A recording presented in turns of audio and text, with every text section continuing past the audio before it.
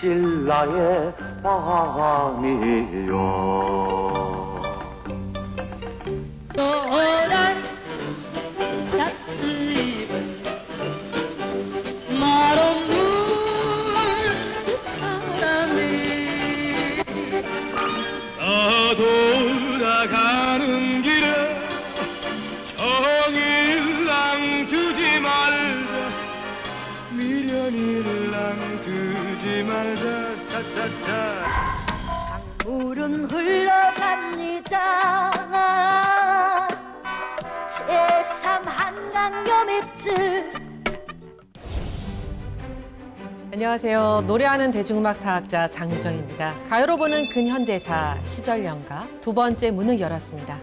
김장실 선생님 안녕하세요. 네, 안녕하세요. 네, 지난주 시절연가 첫 방송을 했잖아요. 예. 어떠셨어요? 그 시대 정신을 반영하는 역사적, 사회적 사건들하고 연계시켜서 가요를 연구를 했는데 그게 이제 TV를 통해서 이렇게 본격적으로 진행되니까 감개무량하고 참 기분이 좋았습니다. 아마 그 빛을 볼 때가 된 것이 아닌가 싶기도 합니다. 그리고 오늘 시절연과 함께 해주실 새로운 얼굴 하재근 평론가님 소개합니다. 안녕하세요. 안녕하세요. 네. 하재근입니다. 이 시절 연가가 노래를 통해서 우리 근현대사, 시대 정신을 알아보는 그런 내용이라고 하는데 굉장히 재미가 있을 것 같습니다. 그리고 아마 연령대 세대 구분과 상관없이 많은 분들이 보편적으로 관심을 가질 만한 주제가 아닐까라고 생각이 되고 오늘 녹화도 상당히 기대가 됩니다. 잘 부탁드리겠습니다. 열심히 하도록 하겠습니다. 네. 그래서 저희 프로그램이 가족 대화의 소재가 되면 참 좋겠다라는 생각이 듭니다. 예, 저도 동갑입니다. 그러면 오늘 어떤 시대로 떠나게 될지 참 궁금합니다. 일단 노래로 만나보시죠.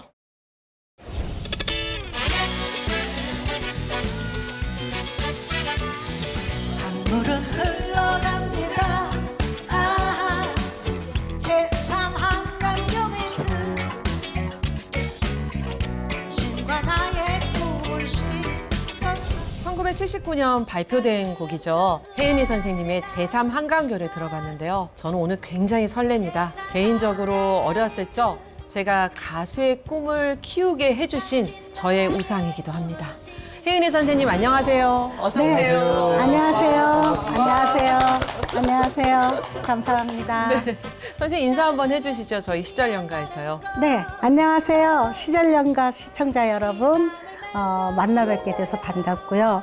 이렇게 좋은 자리에 저를 초대해 주셔서 다시 한번 감사드립니다. 고맙습니다.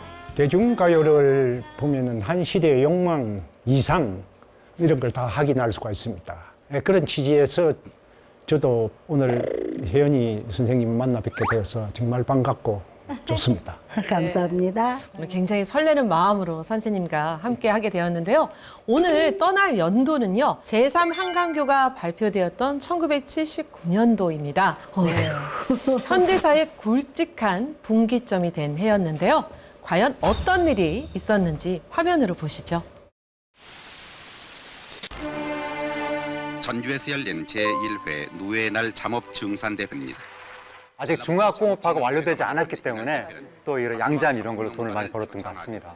그래서 제1회 누에의 날 그 산업 증진대 뭐 이런 것도 있었고요. 예, 그리고 저 보시면 아시겠지만 국산 자동차 수출이 이루어졌는데 사실 그 당시로서는 한국에서 자동차를 만드는 것은 도저히 가능성이 없는데 왜 하시느냐고 그랬는데 저 수출을 시작해가 지금 세계에서 자동차 5대 강국 중에 하나 들어갔습니다. 정말 감격적인 장면입니다, 이 장면은. 맞습니다. 네.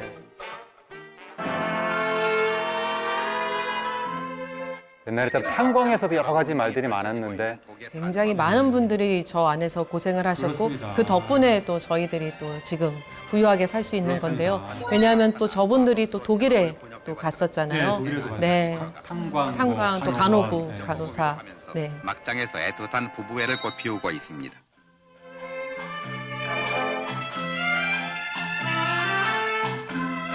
상주 지만생도와 1979년이 또 박정희 대통령 시해 사건이 있었고 또 최규하 대통령 취임식도 있었고 네. 네, 그랬던 역사적으로 굉장히 어떻게 보면은 격동의 또 시기가 아니었나 싶습니다. 명각하의 유해를 모신 영구차는 근데 믿을 수가 없었어요. 저 10월 26일 날 사실은 그 MBC 10대 가수 가요제가 있었던 날이에요.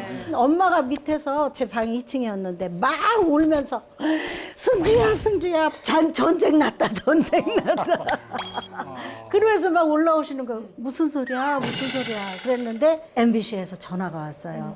오늘 본의 아니게 그 가요제가 다른 12월 말일도 연기됐다.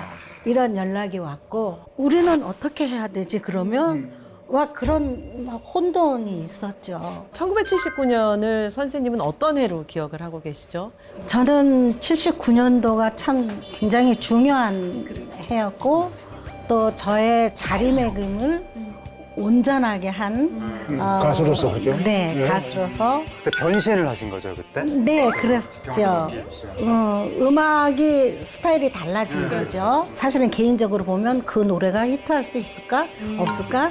혜은이 스타일이 아닌데 막 그랬던 시기에 제3환경도가 참 많은 사랑을 받았었죠.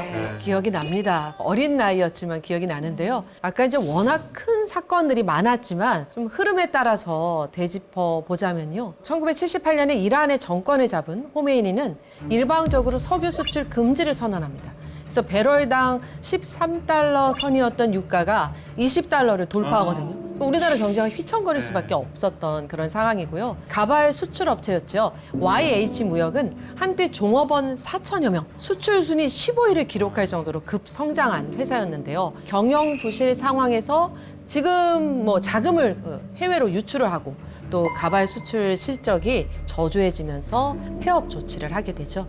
그래서 이에 항의하면서 여성 생산직 노동자 187명이 농성 시위를 하고 또 경찰 투입으로 진압을 하면서 노동자 1명이 추락사하는 그런 안타까운 사건도 있었습니다. 이 시기를 한마디로 정의하면 어떤 시기라고 봐야 할까요? 축약해서 표현한다면 위기의 시절이었다라고 표현할 수 있을 것 같은데 저 때가 우리나라가 이제 중화학공업을 진짜 거의 도박적으로 한 거거든요. 그게 성공하면 대박이지만 성공하지 못할 가능성이 굉장히 높은 위험한 거였는데 박정희 대통령이 올인을 한 거예요, 거기. 근데 굉장히 잘 되다가 70년대 말에 오일 쇼크 터지면서 우리나라 경제가 이렇게 꺾였거든요. 꺾이면서 이러다 중화학공업도 잘못되는 거 아닌가? 뭐 이런 위기감이 느껴지는 시간이 지속되면 지속될수록 사람들은 뭔가 좀 억압된다고 느끼고 거기에 대해서 그렇다 보니까 문화적인 억압도 좀 강해졌던 거 아니냐. 그런데 또 문화라는 것이 억압한다고 또 죽는 게 아니라 억압할수록 더 뻗어나가는 측면도 있을 것 같은데 과연 1979년 그때 가요사는 어떤 분위기였었나요? 네, 말씀하신 것처럼 대마초 파동, 가요 정화 운동으로 사실은 대중음악계가 어떻게 보면 무주공산처럼 좀 비어 있었던 그런 시점이었는데요. 그때 정말 다른 또 스타일의 대중음악으로 또 다양하게 확장되었던 시기이기도 합니다.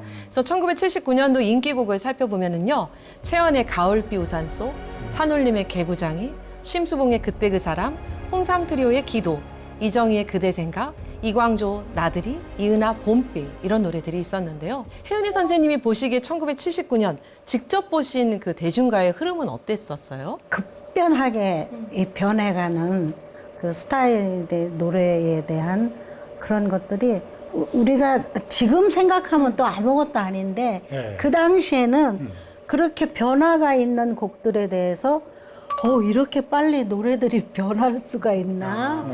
그런 생각을 했었어요, 저는. 1979년도잖아요. 아마 김장실 선생님은 기억이 나실 것 같은데 어떤 노래를 가장 좋아하셨나요? 예, 뭐 제 옆에 앉아 있는 우리 혜은이 선생님 노래 제3환각교 옆에 앉아 있어서 말씀하시는 건 아니시죠? 예, 네. 앉아 있어서가 아니라 그렇죠. 주로 음식점에서 술 한 잔 걸치고 그러면 제3환각교 이 노래 참 신나게 불렀고요. 학생들도 그 노래 예, 불렀군요. 그때 대학원 학생들. 오늘의 주제곡이죠. 한강다리와 관련해서 혜은이의 제3한강교를 떠올리면 기성세대, 그 다음에 자이언티의 양화대교를 떠올리면 신세대라는 우스갯소리가 있는데요. 아마 여기 계신 분들은 우리 모두 제3한강교를 떠올렸을 거라고 생각을 합니다. 당시 이 노래가요, 얼마나 인기가 있었는지, 물론 내 노래가 이렇게 인기가 있었어 라고 말씀하시기가 조금 민망하실 수 있겠지만 그래도 한번 얘기를 좀 해주시죠. 그때 제가 리사이트를 하고 있을 때입니다. 그 이제 그 앞에서 선생님이 좀 음악을 하시고 그다음에 제가 제3한강교로 무대로 나가서 부르면서 나가면 이 노래가 나오면 관객들이 숨도 안 쉬는 것 같아요. 아주 조용한 가운데 그 노래를 들으시면서 정말 그 열광적으로 그 노래에 막 빠져드시고 사랑을 많이 해주셨고 저 노래에 대해서 여러 가지 그 말들이 많았어요. 사실 이 노래는요, 띠띠빵빵하고 또 다른 게 소위 펑키하다고 하죠. 네. 굉장히 세련된, 그래서 디스코풍에 이때 들어도 어떻게 저런 노래가 나오지? 그래서 당시 어떻게 보면 우울하던 시대 상황과 다르게 제3한강교가 폭발적인 인기를 얻었고요. 디스코 열풍을 불러왔고요. 언니 부대를 몰고 왔습니다. 그래서 특별히 이 곡이 여학생들에게 인기가 있었던 비결이 무엇일까요? 혹시 김장진 선생님 혹시 아세요? 빠른 디스코 템포에다가 가사가 멋지기 때문에 그렇지 않을까 하는 생각도 듭니다. 그리고 춤도 잘 추셨죠. 그냥 조금 쳤어요. 이건 겸손하게 말씀하시는 거고요. 발레를 하셨던 분이라서 이 춤선이 달랐습니다. 제 기억에 확실하게 기억을 하고 있고요. 그 언니 부대가 여학생들이 봤을 때 제일 멋지고 예쁜 언니, 뭔가 같은 그 선망의 대상인 언니를 봤을 때 언니 부대가 탄생을 하는 건데 결국 그 당시 혜은이 선생님이 여학생들한테 제일 멋지게 보였다라는 뜻인 것 같습니다. 이 모습입니다. 네. 어떻게 사랑하지 않을 수 있겠습니까, 이 모습은. 네. 너무 변했네요. 지금도 아름다우십니다. 네. 그때 그 스타일이라든가 컨셉, 단발머리 이런 거는 누가 잡아준 건가요? 정말 궁금했어요. 아니 네. 제가 했어요. 직접이요? 네, 제가 했고 헤어스타일은 저희 그 기획사 바로 옆에 미용실이 있었어요. 그 거기에 헤어 디자이너 언니가 저한테 그땐 제가 약간 단발이었는데 너한테는 짧은 머리가 어울릴 것 같아 해서 아까 지금 저런 머리가 네. 그렇게 됐고 조금 전에 말씀하신 것처럼 그 여학생들이 보는 제 모습은 보이시하다. 그리고 제가 그 슈트, 양복 슈트를 많이 입었어요. 그 청바지를 많이 입고 그래서 그게 그 여학생들의 마음을 좀 움직이지 않았나. 남성분들 반응을 제가 최근에 본 게 있거든요. 혜은이 선생님 그 새벽빈가 옛날에 그 부르시는 영상이 인터넷에 올라왔는데 요즘 젊은 내친들이 거기 댓글을 달았는데 이런 가수가 우리나라 옛날에 있었구나라고 하면서 젊은 네티즌들이 요즘 나와도 탑스타다, 막 국민 여동생이다, 70년대 아이유였다 이런 얘기들을 댓글로 막 하더라고요. 제가 그래서 그 영상을 또 찾아봤었거든요. 그랬더니 당시 광고 중에 그 사이다 거품 속에 혜은이 씨가 이렇게 퐁당 빠져있는 컵 속에. 그쵸, 컵 속에 빠져있는데요. 7개 별마다 행운이 가득 칠성사이다. 반짝이는 방울마다 전음이 가득 칠성사이다. 그게 인기를 끌어서 슈퍼에서 혜은이 목욕물 주세요 이렇게 말했다고 하는데 정말 사실인가요? 네, 혜은이 목욕한물 주세요. 그러면 그 사이다를 줬습니다. 와. 그 당시에 혜은이 선생님 팬들이 정말 많았는데 특별히 기억나는 팬이 있으신가요? 그때는 자꾸 가출을 해서 그 MBC 정문 앞에 그렇게 많이 서 있었어요. 이 노래의 제목이요. 제3한강교잖아요. 제3한강교가 용산구 한남동하고 강남구 신사동을 잇는 그 지금의 한남대교. 지금에는 강남이 경제의 중심지가 되었지만 제3한강교가 생겨나기 전까지는 사실은 강북의 모든 자원이 좀 들어가 있었잖아요. 그 전에 강남은 별로 이름이 없던 불모지죠. 영등포의 동쪽이라 해가지고 영동이라도 불렀습니다. 그런데 거기가 갑자기 이제 하루아침에 천지개벽이 일어난 건데 거기가 경부고속도로가 생기면서 이제 강북 지역하고 경부고속도로를 잇는 진입로의 개념으로 거기가 이제 개발이 되기 시작한 거죠. 빨리 그 강남을 개발시키기 위해서 주요 시설물 이런 거를 강남으로 다 내보내면서 학교도 서울대학교 강남으로 보내고 그리고 특히 우리나라 학벌 사회잖아요. 고등학교 중요하잖아요. 그래서 경기고, 영동고, 휴문고 유명한 고등학교 강남으로 다 보내서 파랍군 만들고. 그때부터 이제 제3 한강교와 어떤 강남가 이렇게 딱 그 시너지 효과가 만나면서 이 노래도 인기를 얻을 수 있었던 것 같은데요. 선생님은 어떠세요? 그때 강남에 사셨나요? 저는 77년까지는 녹본동에 살았어요. 녹본동에 살았고 그 다음에는 잠실로 이사를 가서 네. 왜 이 말씀을 드리냐면 그때 그 정말 아무것도 없었던 그곳에 강남의 땅을 사셨던 분들은 부자가 됐다고 하더라고요. 아니 저는 그런 소스는 몰랐죠. 노래하느라고 정신이 없어서 세상이 어떻게 돌아가는지 강남에 뭐가 생기는지 그런 것도 모르고 일단은 강남 쪽에 이제 유흥업소가 많이 생기니까 돈을 버는 데는 굉장히 용이했죠. 좋았죠. 네. 그래서 노래가 발표된 그 1979년이요. 제3한강교 남단인 그 신사동의 유흥가로 이렇게 발돋움할 때였는데요. 근데 이제 이 노래가 금지곡이 될 뻔했다고 가사가 그렇다는데 그 가사 이야기 좀 한번 해주시죠. 가사가 저기 젊음은 갈 곳을 모르는 채 이 밤을 맴돌다가 뭐 이런 부분 또 어제 처음 만나서 하나가 됐다 뭐 이런 부분이 퇴폐적이다 젊은이들에게 나쁜 악영향을 준다 그래서 부분 개사를 해라 어제 다시 만나서 다짐을 하고 우리들은 맹세를 하였습니다 그렇게 해서 부분 개사가 된 거예요. 이 노래 가사만 보면은 진짜 아니 뭐 지금 반응으로는 뭐가 문제가 될까 싶은데 아마 1979년 당시에는 저런 가사가 굉장히 퇴폐적이다라고 생각하는 그런 분위기가 있었던 건가요? 저런 가사는 쓸 수가 없었죠. 사실 따지고 보면.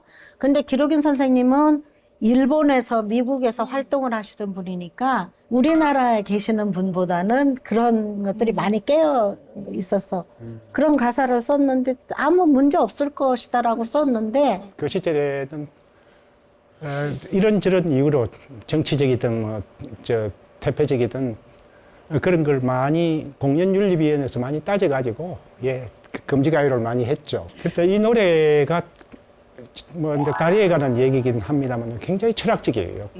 공자님께서 말한 그 논어의 자 한 편에 보면은 이제 강물을 보면서 흐르는 자 이와 같구나, 밤낮으로 흐르는구나 하는 그런 말이 있는데 우리의 인생 모두가 시간에 따라서 흐르는 걸 잘 표현한 철학적인 가사입니다, 그죠?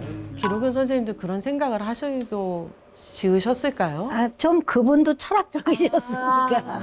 그러면 뭔가 뜻이 있을 수 있네요. 네.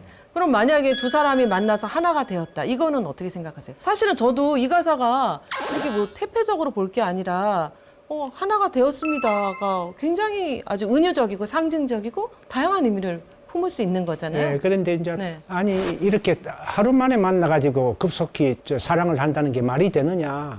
얼마나 대표적이냐 그렇게 생각을 했을 것 같습니다. 당시의 정서로 봐서는. 다짐하고 맹세하는 것도 이상하긴 한데. 그리고 제 생각에는 그 하나가 된 거는 그렇게 중요한 것 같지는 않거든요. 그러니까 대중문화의 문법상 일반적으로 그러니까 남녀 관계 이런 거 일반적으로 나오는 거니까 처음 만났고 첫 차를 타서 떠나간다 이게 핵심인 것 같거든요. 이름 모를 거리로 떠나갈 거예요. 그러니까 그것도 잘못됐다는 거죠. 어떻게 이름 모를 거리로 가느냐. 그러니까 아이들을 선동하지 마라. 그러니까 이제 정부 입장은 우리가 이미 좋은 세상에서 살고 있는데 가긴 어딜 가 이런 건데 이 노래에서는 새로운 거, 처음, 첫 차를 타고 새로운 세상으로 나가고 싶다. 그런 의미를 담은 것이 아닌가. 젊은이들의 마음이라는 게 어디론가 떠나가야 되고 흘러가야 되고 우리가 이름 모를 곳으로 가지만 그게 또 어떤 젊음의 상징이기도 했었고.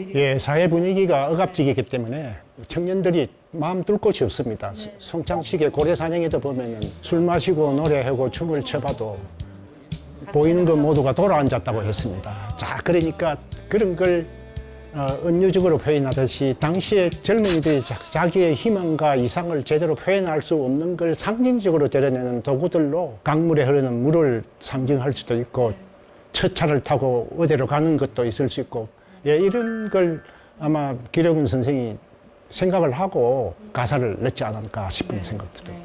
강남의 풍속도가 나타난 노래가 이 노래 말고도 많이 있었잖아요. 많죠. 어떤 것들이 있었나요? 강남이 우리나라 경제와 문화의 중심지가 되면서 수많은 노래가 나타났는데 일단 싸이 씨의 강남 스타일 2012년 말춤, 네. 이게 있고 희미한 불빛 사이로 그 음치 맞으시네요. 네. 죄송합니다. 신사동 그 사람 지현미 씨 1988년 그다음에 문희옥 씨 여기는 남서울 영동 사랑의 거리 나왔었고 그다음에 또 문희옥 씨의 강남 멋쟁이 1990년에 나왔던 이런 노래들이 있는데 근데 강남 멋쟁이가 나온 시점이 90년 그러니까 제3한강교가 나온 이후 10년 정도가 딱 지난 시점이거든요.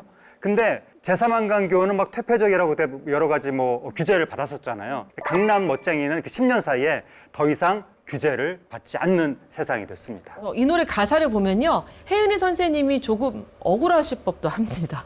그래서 함께 들어보시죠. 네.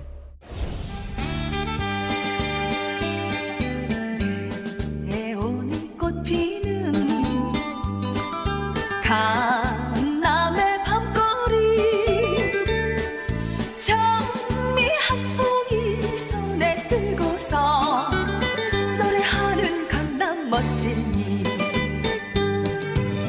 제 아무리 잘난 사람도 어쩌다 두 눈길이 마주칠 때면 느끼는 감정 참을 수 없어 여보세요 한 번만 만나주세요 하면서 미소를 받는 강남 멋쟁이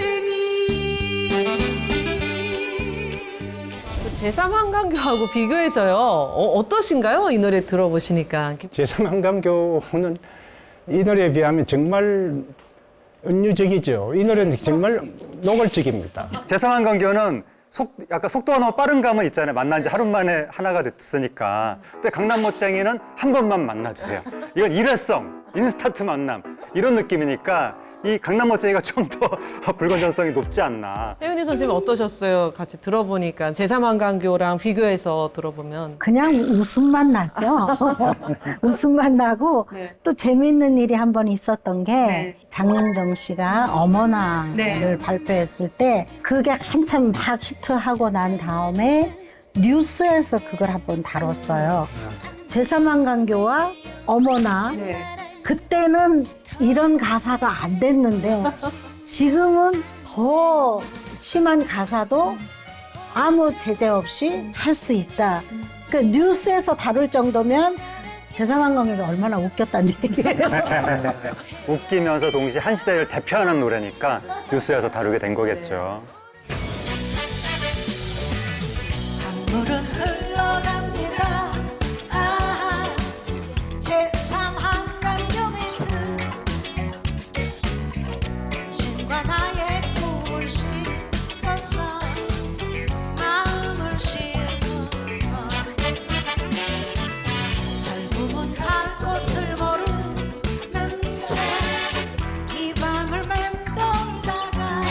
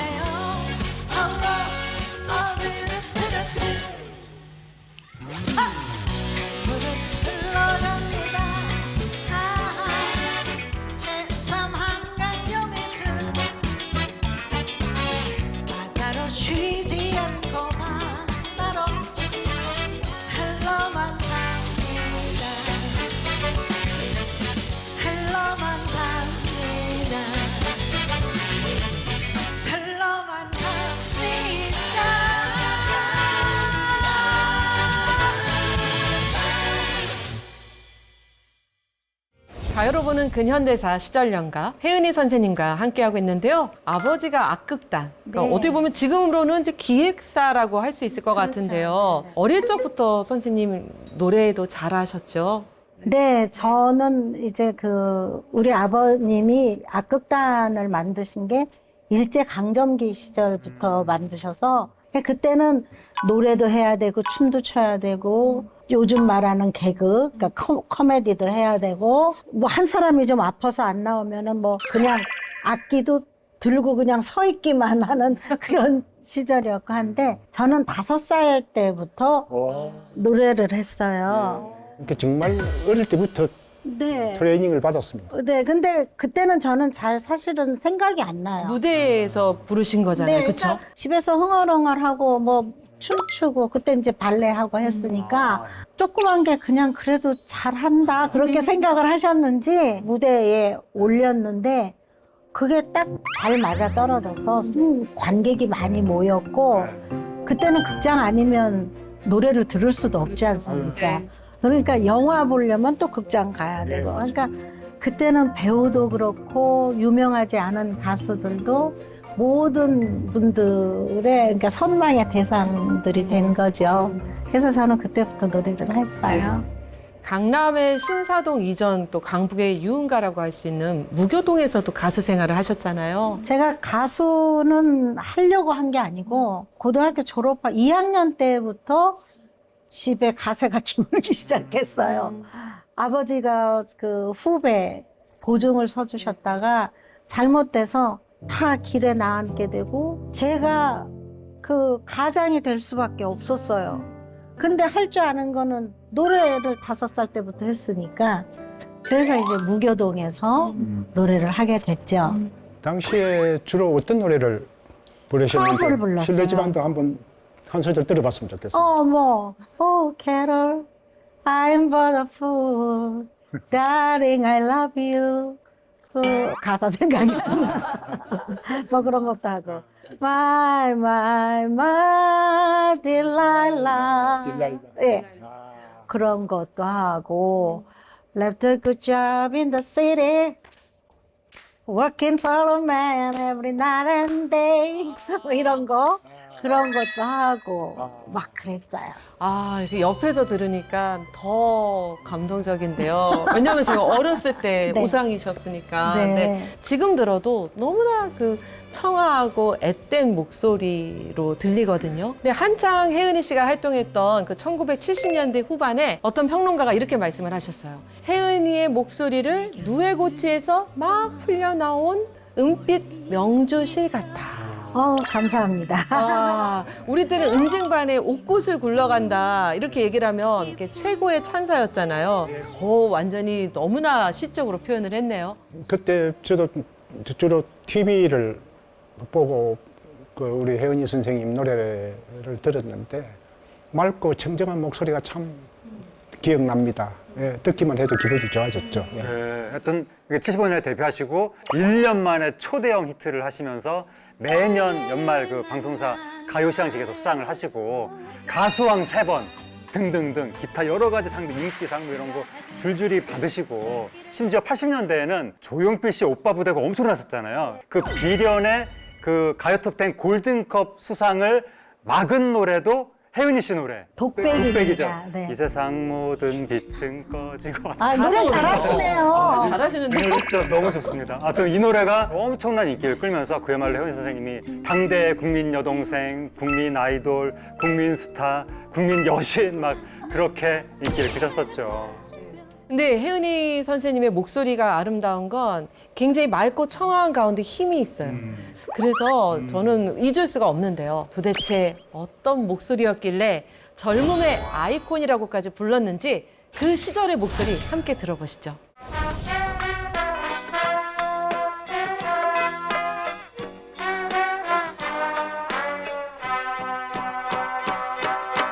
어제 처음 만나서 사랑을 하고 우리들은 하나가 되었습니다.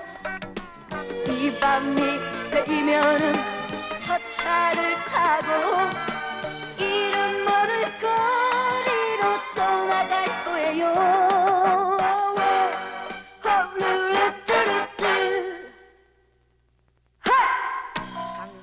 강물은 흘러갑니다. 제3 한강요 밑을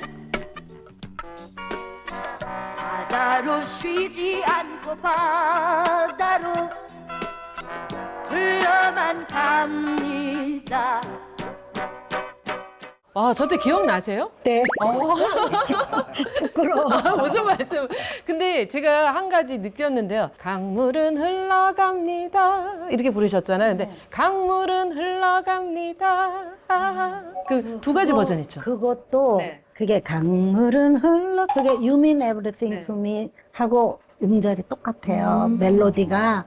그래서 그것도 참 바꾸라고 수정해라 해서 강물은 이렇게 불렀던 거예요. 그럼 이게 수정 전이네요. 수정 전이죠. 수정 전이네요. 네. 정말 은빛 명주실 같은 목소리십니다. 네. 그때는 참 이상했던 게 제3한강교를 부르면 꼭 제3한강교를 가요. 아, 그럼 저기 제3한강교인가요? 제3한강교 밑이에요. 그리고 삐띠빵빵이라는 노래가 네. 있습니다. 그 노래를 부르면 고속도로로 가서 불렀어요. 그리고 당신만을 사랑해를 부르면 네. 해운대 바닷가를 갔어요. 아, 그분은 또 어떻게 또 해운대 바닷가하고 연결이 돼요? 바다가 나온다는 이유로. 그리고 감수광을 부르면 제주도를. 참 재미. 아니, 근데 굉장히 사실적이고 솔직하네요. 딱 제3한강교 부를 때는 한남대교. 1차원적인 표현. 우리는 비유 같은 건 모른다. 아까 그 촬영할 때 혹시 기억나는 또 에피소드 혹시 있으세요? 그때 특별 방송으로 이원 방송을 했었어야 됐어요. KBS에서 했는데 그래서 제가 제주도를 가서 방송을 하고 서울은 그냥 그 본부에서 하고 이랬는데 그날 비와 태풍이 불어서 제가 가질 못했어요. 그래갖고 그 여의도 KBS 별관 앞에 그 공원에서 이게 너무 죄송한 말씀이지만 시청자 여러분들을 기만한 것은 아니었고 할 수 없이 거기서 안녕하세요 여기는 제주도입니다. 지금 몇십 년 만에 지금 처음 밝혀지는 거죠? 와.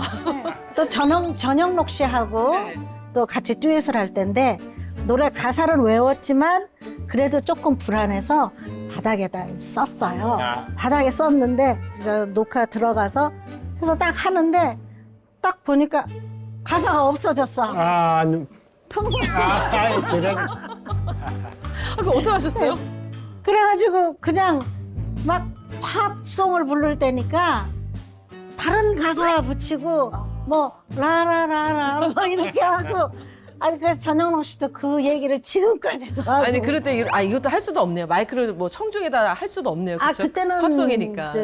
관객들이 없었고 그냥 이렇게 녹화만 할 녹화만 때니까 그랬었어요. 정말 옛날 이야기인데 굉장히 재밌네요. 선생님 에피소드만 들어도 아마 오늘 방송 다 끝날 것 같은 느낌인데요.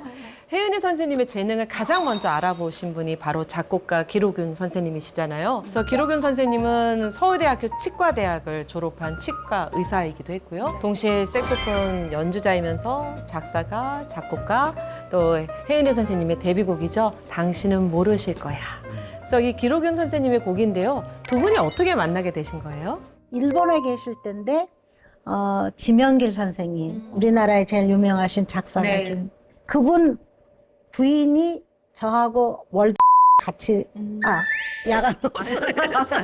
야간업소에서 같이 노래를 했는데 지명길 선생님이 그 기획사의 문예부장이었어요. 가수를 누구라도 좋으니까 좀 알아봐라.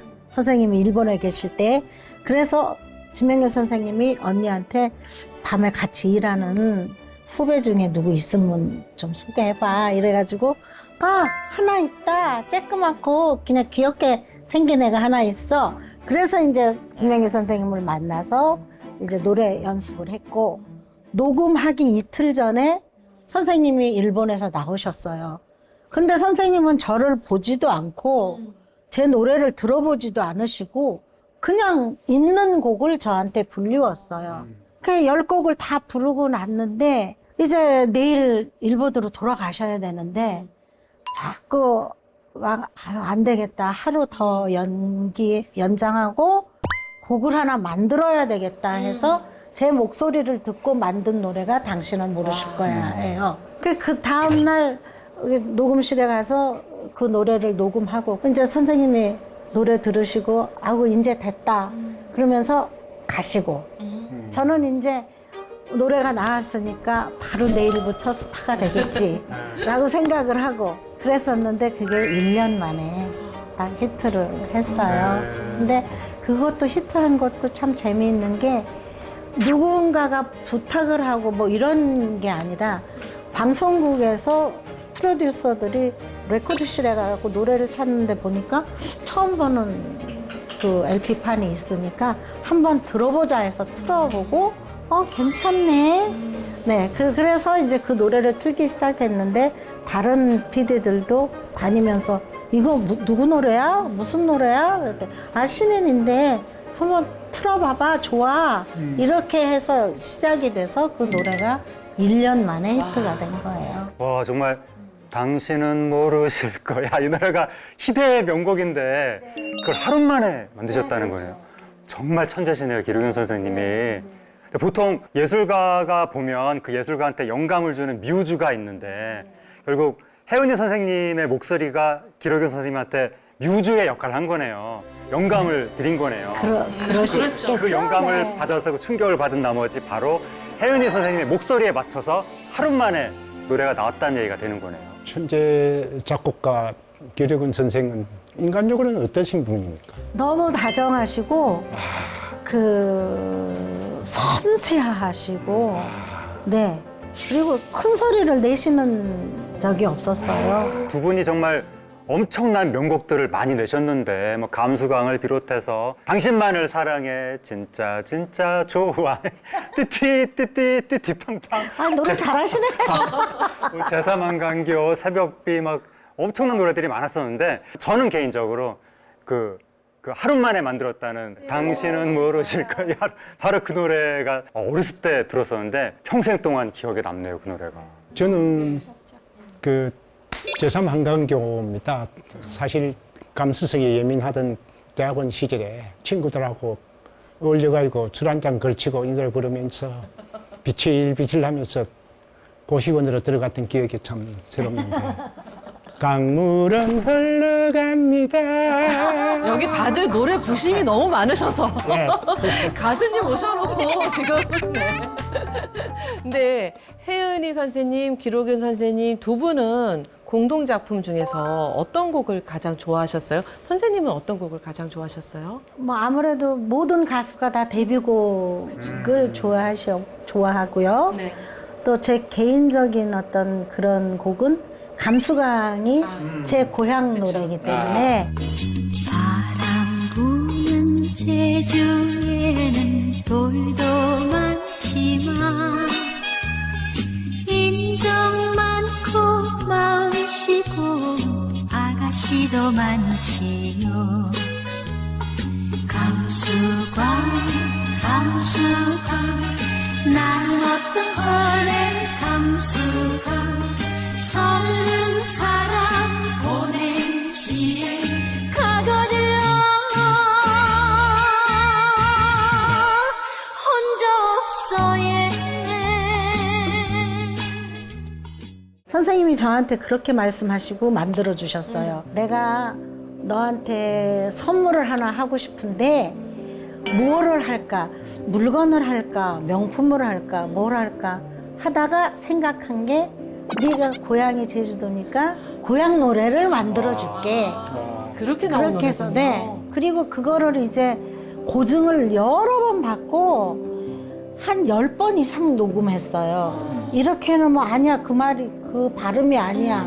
또 아니야. 이래가지고 10번 넘게 그 한 곡을 가지고 제주도 사투리에 맞게 계속 맞춰간 그렇죠. 거군요. 와. 네. 그러니까 감수광이 가십니까라는 네. 말이고 가거들랑 헌저 없어예라는 말은 빨리 오세요라는 말이거든요. 그렇죠. 네, 어서 근데 오세요. 네. 네, 근데 그 노래를 이제 그 노래 따라 하시는 분들은 그렇죠. 가거들랑 혼자 옥상에 기억납니다. 예, 혼자 기억납니다. 저도 개인적으로는 사실 당신은 모르실 거야 이 노래를 가장 좋아하지만 또 띠띠띠띠띠띠 빵빵 이 노래 부르면 그렇게 신났습니다. 그래서 이 노래가요 1977년에 발표가 됐는데요. 정말 추석 되면 또 이 띠띠빵빵이 기억나지 않을 수가 없죠. 기록윤 선생님이 항상 시대를 항상 읽으셨던 것 같습니다. 제3한강교도 딱 강남의 신세계가 열릴 때, 엄청난 신도시가 열릴 때 그 다리를 딱 빗대서 노래를 만드셨는데 띠띠빵빵도 우리나라에 이제 1977년도가 됐을 때 소득이 1,000달러 넘어가고 무려 이제 수출 100억 달러 달성. 그때 엄청난 기념비적인 사건이었었거든요. 그래서 우리도 잘 살 수 있다 희망에 부풀어 오르면서 경부고속도로 막 개통되고 드디어 우리나라에 마이카 시대가 열리는 그 시대에 맞춰서 띠띠 빵빵 이 노래를 만드신 것 같습니다. 그때 아마 김장진 선생님 공부하셨을 텐데 그래도 차 타고 여행 많이 다니셨죠? 산사에서 고시 공부한다고 뭐 여행도 많이 못할 공부하셨던, 건데 네. 그 노래는 많이 들었죠. 그쵸. 띠띠빵빵 하는 노래는. 예. 혜은이 선생님은 어떠세요? 그 시절 뭐 야외로 휴가 많이 다니실 시간 없으셨을 것 같아요. 저가 한 번도 네. 못 가봤어요. 그러셨을 것 같아요. 네. 네, 지금 얘기하면서 또 질문하면서 죄송했습니다. 네, 사실 1977년은요 우리나라 자동차 등록 대수가 총 28만 대. 그래서 대부분이 버스, 트럭 등 산업용 차량이었는데요. 경부 고속도로를 달릴 수 있는 그런 차가 숫자가 그렇게 많지는 않았습니다. 그래서인지 노래를 이렇게 부르고 듣다 보면 조금 이렇게 몽환적으로 다가오기도 하고 꿈꾸는 듯한 기분이 들기도 한데요. 지금 고향으로 다녀오는 그 차들 때문에 도로가 이렇게 막히는 거 보면 당시 그 차가 없었던 시절하고 이렇게 비교를 해보면 너무나 이제 시대가 달라졌구나라는 생각이 드는 거죠. 60년대 후반 70년대 되면은 그 버스나 배를 타고 그 여름 해수욕 하거나 이렇게 사람들이 많이 놀러 다녔어요.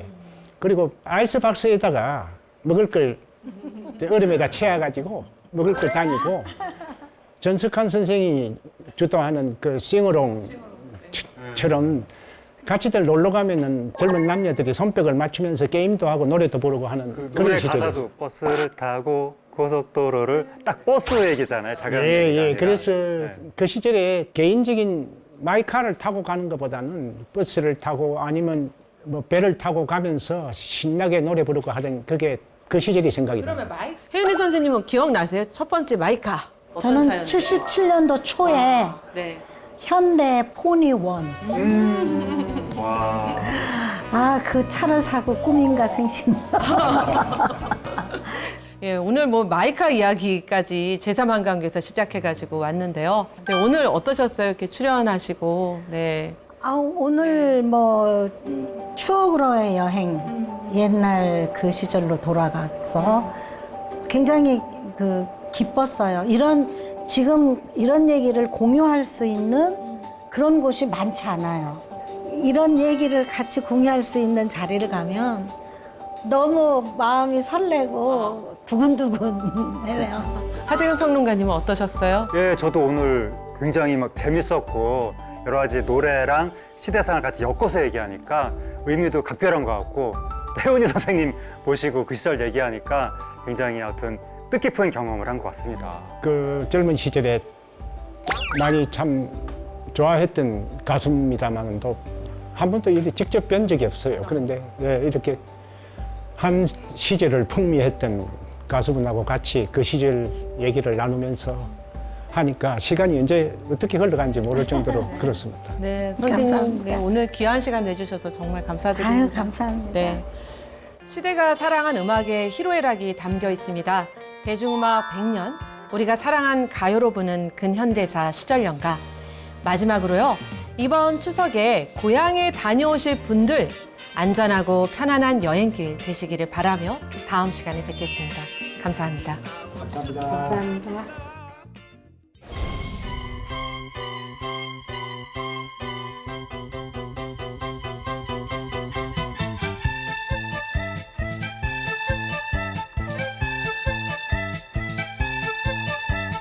버스를 타고